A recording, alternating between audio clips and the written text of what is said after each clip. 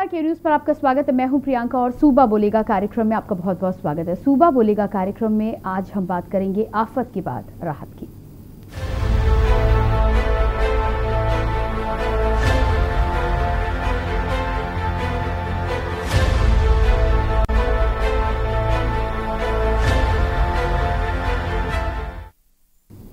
प्रधानमंत्री नरेंद्र मोदी की अगुवाई में बुधवार को केंद्रीय कैबिनेट की बैठक हुई। केंद्रीय मंत्री अनुराग ठाकुर ने प्रेस कॉन्फ्रेंस में कैबिनेट में लिए गए फैसलों की जानकारी दी। केंद्र सरकार ने केंद्रीय कर्मचारियों के डीए बढ़ाने पर मुहर लगा दी है। साथ ही जानकारी दी है कि केंद्र सरकार ने टेक्सटाइल क्षेत्र में एक अहम स्कीम को जारी रखने और नेशनल आयुष मिशन को 2025-26 तक जारी रखने का फैसला लिया है। कर्मचारियों के लिए, पेंशनर्स के लिए भी केंद्र सरकार ने एक बड़ा निर्णय आज लिया है। उसमें केंद्र सरकार के कर्मचारियों को डीए और पेंशनर्स को डियरनेस रिलीफ इसकी बहाली करने पर निर्णय किया गया है और इसकी दरें भी जो थी उसमें भी अगर आप कुल मिलाकर देखें तो अब डीए की दर जो पहले 17% थी उसमें 11% की और वृद्धि करके कुल मिलाकर 28% इसको किया गया है। यानी कि डीए की दर 17% से बढ़ाकर 28% हो जाएगी। इसको 1 जुलाई 2021 से लागू किया जाएगा और इस प्रस्ताव ये जो हमने निर्णय किया है इससे जो हमारे सरकारी कर्मचारी हैं, पेंशनर्स हैं, उसको लाभ भी मिलेगा। मिनिस्ट्री में अप्रैल गारमेंट्स और मेडअप्स के लिए ROSCTL स्कीम को जारी रखने का निर्णय लिया गया है।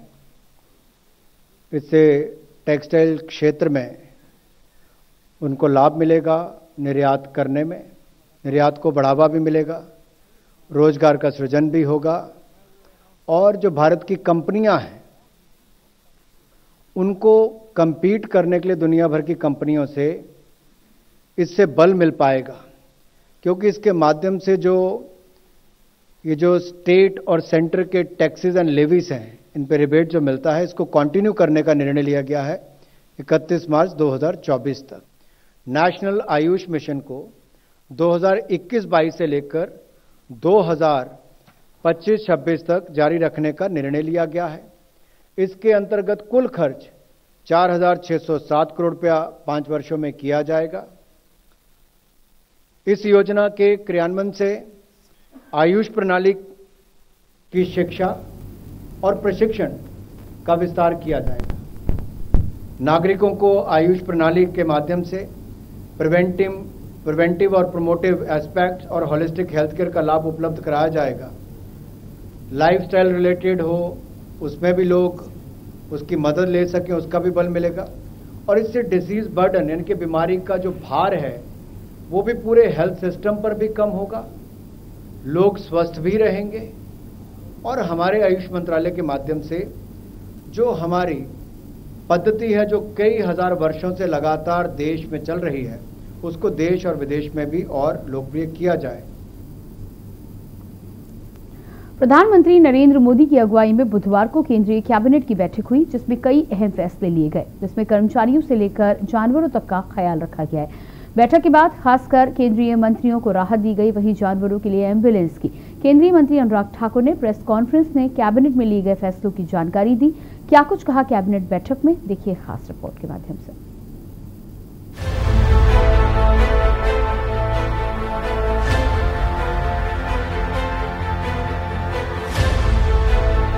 केंद्र सरकार ने केंद्रीय कर्मचारियों के डीए बढ़ाने पर मुहर लगा दी है। केंद्र सरकार ने केंद्रीय कर्मचारियों के महंगाई भत्ते और पेंशनर्स के डीआर को बहाल करने का फैसला किया है। अनुराग ठाकुर ने बताया कि डीए की दर में अब 11% की बढ़ोतरी की गई है। इसे 28% तक पहुंचाया गया है। 1 जुलाई 2021 से किया जाएगा लागू। जून तक के लिए 17% ही रहेगा डीए। इसका कुल बजट 34,000 करोड़ रुपए तक रहेगा। केंद्र सरकार ने टेक्सटाइल क्षेत्र में एक अहम स्कीम को रखा जारी। सरकार ने गारमेंट्स और मेडअप्स के लिए ROSCTL स्कीम को जारी रखा। इससे टेक्सटाइल के क्षेत्र में प्रोडक्ट निर्यात करने में लाभ मिलेगा। ये स्कीम 31 मार्च 2024 तक जारी रहेगी। इसके अलावा ग्रामीण भारत को ध्यान में रखते हुए अहम निर्णय लिया गया है, जिसके तहत पशुपालन और अन्य क्षेत्रों में फायदा पहुंचाया जाएगा। आधुनिक तकनीक के उपयोग से ब्रीड का विकास किया जाएगा। पशुओं के लिए एम्बुलेंस चलाने की व्यवस्था की जाएगी। इसके लिए 9,800 करोड़ रुपए का फंड केंद्र की ओर से दिया जाएगा, जबकि ये पूरी स्कीम करीब 54,000 करोड़ रुपए तक की है। कैबिनेट ने फैसला लिया है कि नेशनल आयुष मिशन को 2025-26 तक जारी रखा जाएगा। मोदी कैबिनेट में जहां कर्मचारियों का ध्यान रखा गया, तो वहीं ग्रामीण क्षेत्रों और टेक्सटाइल के क्षेत्र में भी राहत दी गई है। स्पेशल डेस्क, के न्यूज इंडिया।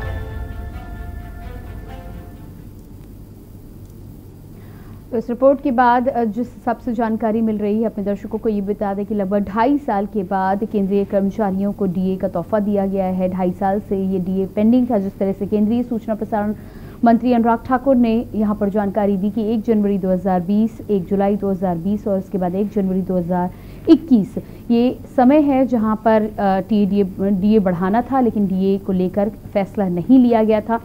अब 1 जुलाई 2021 के बाद इसे लागू किया जाएगा। तो भारी संख्या में केंद्रीय कर्मचारी हैं, उनके लिए अच्छी खबर है। पेंशनर्स के लिए भी अच्छी खबर है। उसके अलावा जिस तरह से आयुष मंत्रालय को भी जारी रखा जाएगा, 2025-26 तक उसकी योजनाओं को चलाया जाएगा। उसके माध्यम से कहीं ना कहीं लाइफस्टाइल और तमाम जो सुविधाएं, तमाम जो जागरूकता, जानकारी लोगों को मिलती है, योजनाओं का लाभ मिलता है, वो अभी कोरोना काल के बाद भी जारी रहेगा। लोगों को उसका पूरा लाभ मिल सकता है। तो ये तमाम जानकारी के बाद कहीं ना कहीं ये कहा जा सकता है कि कोरोना काल की तमाम मुसीबतों के बाद अब कहीं ना कहीं केंद्रीय कर्मचारियों को राहत मिली है।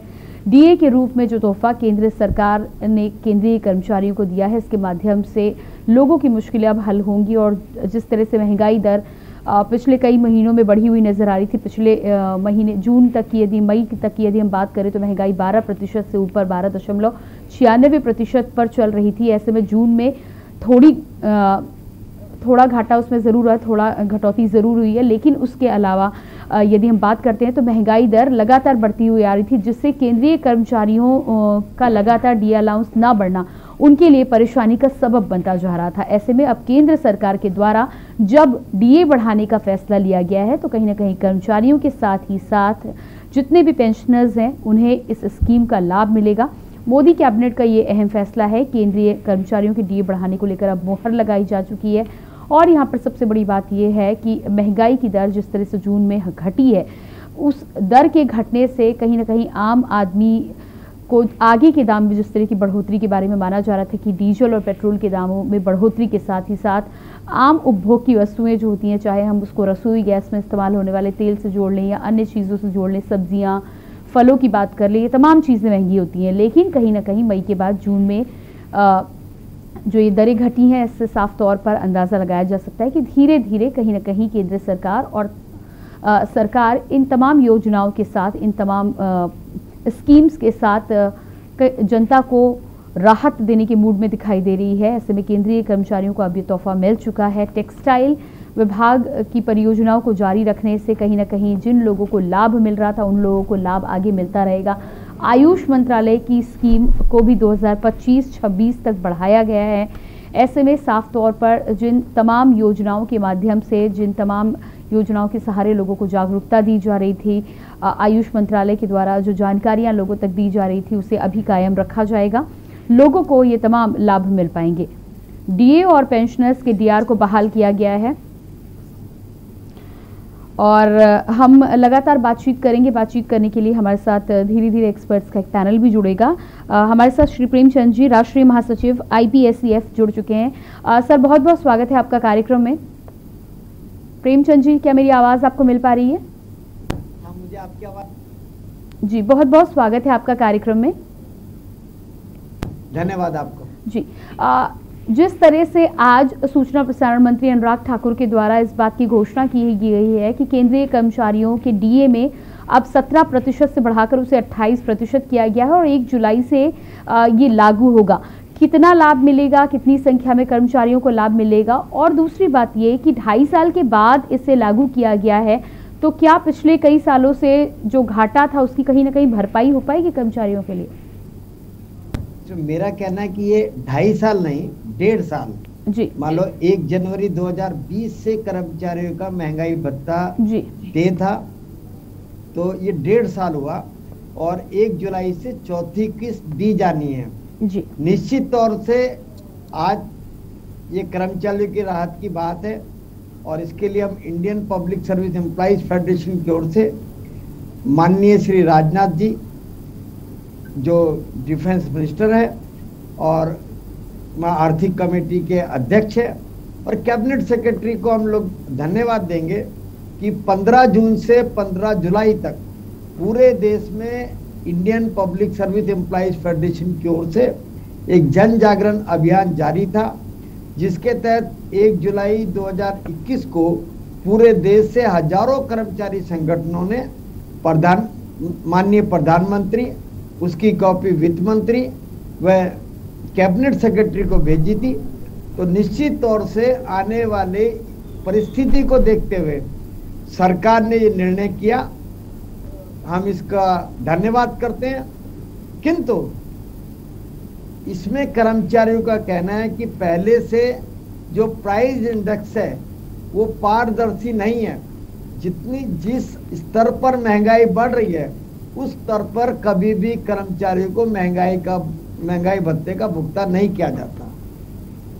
और इसमें जो 1 जनवरी 2020 से कर्मचारी को एरियर जो है वो अभी तक सरकार द्वारा उसके ऊपर घोषणा नहीं की गई। इस पर भी हमारा कहना है कि ये आंशिक रूप से कर्मचारियों को लाभ मिलेगा और इसका जब तक एरियर का भुगतान नहीं किया जाता तब तक कर्मचारी अपनी मांगों पर अडिग रहेंगे। जी बिल्कुल प्रेमचंद जी, यहाँ पर सवाल यही होता है, जिस तरह से आप कह रहे हैं 1.5 साल से, यदि 1 जनवरी 2020 से लगाते हैं तो 1.5 साल से ही भत्ता दिया था।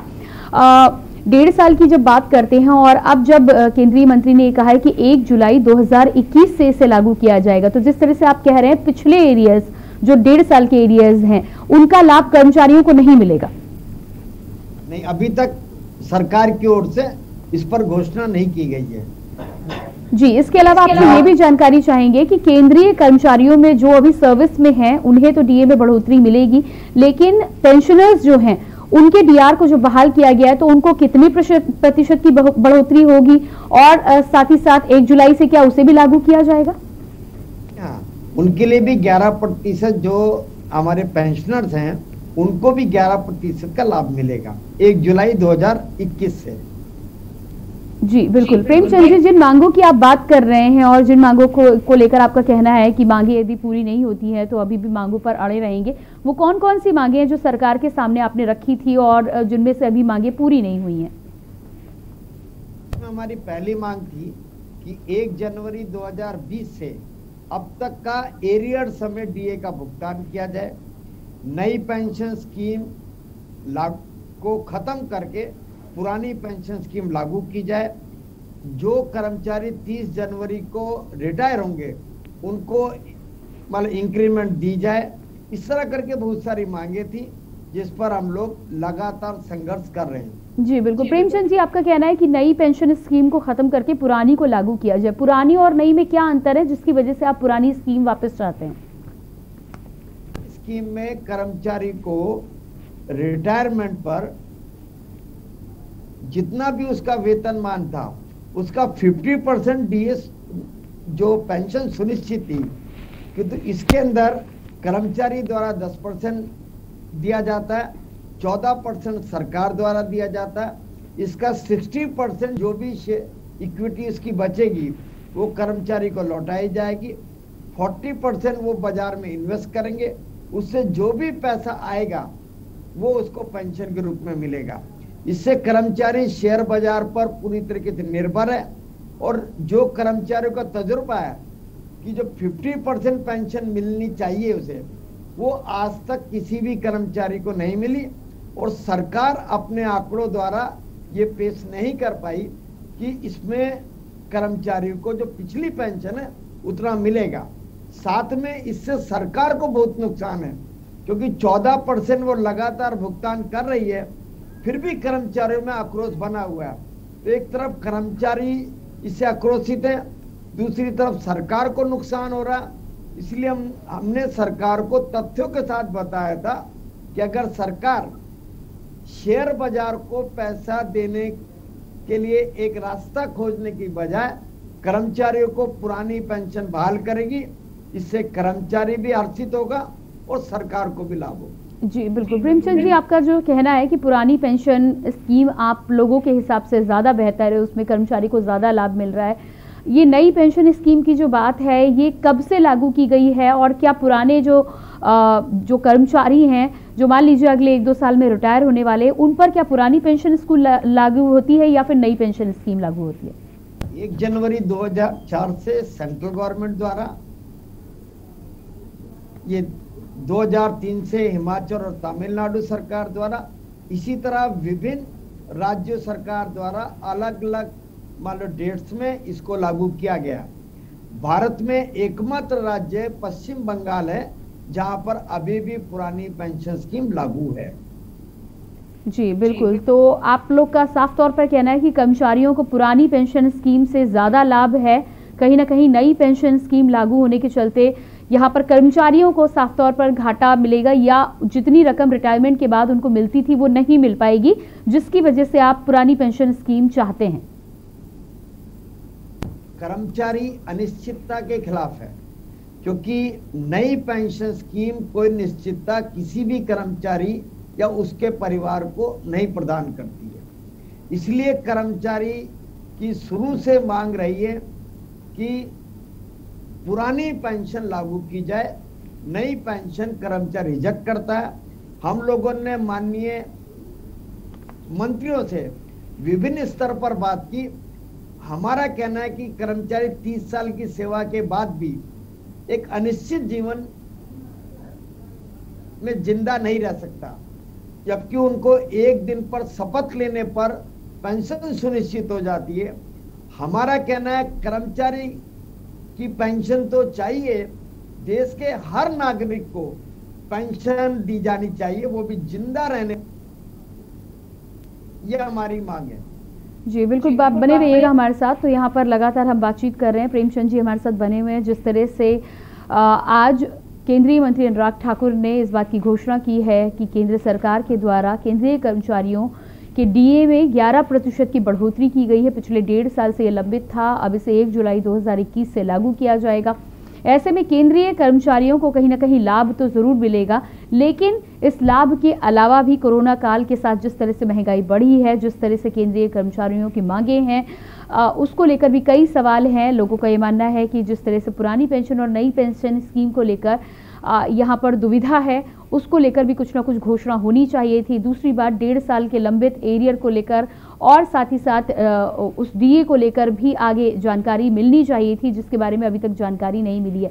प्रेमचंद जी, आपसे यहाँ पर जानना चाहूँगी, जिस तरह से केंद्रीय मंत्री अनुराग ठाकुर के द्वारा ये साफ किया गया है कि 1 जुलाई 2021 से ये जो स्कीम है 11% बढ़ोतरी के साथ डीए की स्कीम, इसको लागू किया जाएगा। ऐसे में साफ तौर पर ये बात तो साफ हो चुकी है कि पिछले 1.5 साल के बारे में इस पे कोई बातचीत या घोषणा नहीं की गई है। आपको क्या लगता है कि इस फैसले के बाद जिस तरह से कोरोना काल भी आया, कोरोना काल में हमने देखा है कि तमाम लोगों को कहीं ना कहीं पेमेंट में या वेतन में कटौती झेलनी पड़ी है, यहाँ तक कि सांसद से लेकर विधायक और राष्ट्रपति ने खुद अपनी वेतनमान में कहीं ना कहीं कटौती की है। तो आपको क्या लगता है कि ये जो 1.5 साल जिसको बढ़ाया नहीं गया है, क्या इस पर लेकर बाद में कुछ घोषणा हो सकती है या इसे साफ तौर पर केंद्रीय कर्मचारियों का नुकसान माना जा सकता है? जी प्रेमचंद जी, क्या आप मुझे सुन पा रहे हैं? सुन पा रहा हूं जी, मेरा सवाल यहाँ पर यह था कि जिस तरह से इसे 1 जुलाई 2021 से लागू किया गया है, पिछले 1.5 सालों को लेकर हम चर्चा कर रहे हैं, पिछले 1.5 सालों की बात जब हुई है, जिसका लाभ अभी तक इस बारे में कोई घोषणा नहीं दी गई है। क्या आपको लगता है कि कोरोना काल की वजह से कहीं ना कहीं इस पर यदि घोषणा नहीं होती है तो ये एक नुकसान हो सकता है केंद्रीय कर्मचारियों के लिए? निश्चित तौर से एक बहुत बड़ा नुकसान होगा, और कर्मचारी जो इस कोरोना काल में अपनी जान की परवाह किए बगैर तमाम सरकारी सेवाओं को बहाल करते रहे, उनके मनोबल पर ये काफी चोट पहुंचाएगा। जी बिल्कुल। और इसके साथ ही साथ अपने दर्शकों को ये भी बता दें कि केंद्रीय कर्मचारियों के डीए और पेंशनर्स के डीआर में को बहाल करने के साथ ही साथ गारमेंट्स और मेडअप्स के लिए भी स्कीम को जारी रखने का फैसला किया गया। ROSCTL स्कीम को जारी रखने का फैसला किया गया। पशुओं के लिए एम्बुलेंस चलाई जाएगी। ये तमाम नई स्कीमें हैं, तमाम ऐसी स्कीमें जो पुराने समय से चली आ रही, उन्हें जारी रखने का फैसला लिया गया है। तो केंद्रीय कर्मचारियों के डीए के साथ ही साथ आयुष मंत्रालय की जो स्कीम्स हैं उसको भी 2025-26 तक जारी रखने का फैसला लिया गया है।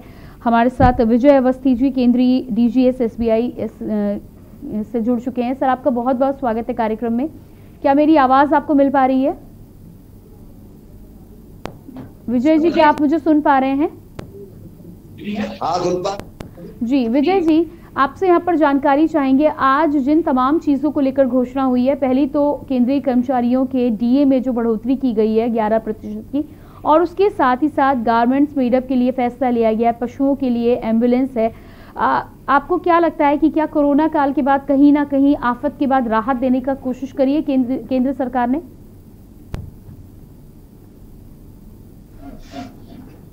जी विजय जी।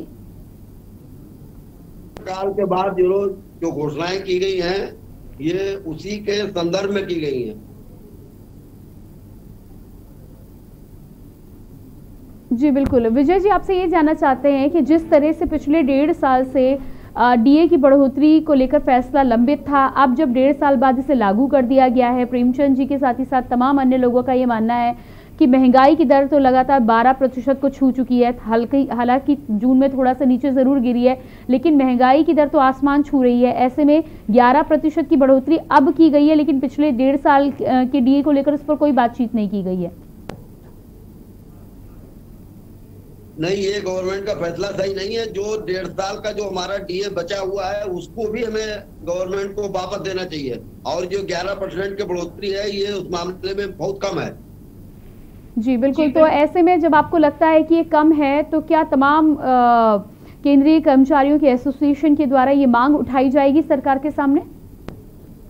हम लोग तो सरकार के सामने पहले से ये मांग उठाते रहे हैं। हमारी एसोसिएशन इस मांग को पहले से उठाती रही है अपने इंडियन बैंक एसोसिएशन के समक्ष। जी बिल्कुल। अगर इस पर फैसला नहीं लिया जाता है केंद्र सरकार के द्वारा, तो आगे की क्या रणनीति होगी आपके द्वारा? इसका तो फैसला हमारा नेतृत्व all India state bank federation का लीडरशिप करती है ना, हम लोग तो इसको इम्प्लीमेंट करते हैं। जी, इसके अलावा जिस तरह से देश भर में आयुष को लेकर फैसला आया है कि आयुष की योजनाएं का लाभ लोगों को मिले, इसलिए खोला जाएगा। उसके अलावा गारमेंट्स के भी, टेक्सटाइल की भी योजनाओं को जारी रखा गया है। पशुओं को लेकर एम्बुलेंस की योजनाओं को चलाने की बात की गई है। तो यहाँ पर कहीं ना कहीं केंद्रीय कर्मचारियों के अलावा भी कई सेक्टर्स को लाभ देने का प्रयास किया गया है। आपको क्या लगता है कि इन योजनाओं से लोगों को कोरोना काल के बाद थोड़ी राहत मिलने की उम्मीद है? हाँ, इससे राहत की उम्मीद है। जी बिल्कुल, उम्मीद है। आप ये प्रशंसनीय कदम है। यहाँ पर स्वास्थ्य क्षेत्र को राष्ट्रीयकरण किए जाने की बात है। इस कोविड-19 ने अब हमारे देश के स्वास्थ्य क्षेत्र का पूरा पर्दाफाश किया। ये देश की जनता को स्वास्थ्य देने में नाकाम रहा है जी। क्योंकि हेल्थ का बजट आज भी बहुत नॉमिनल बजट है।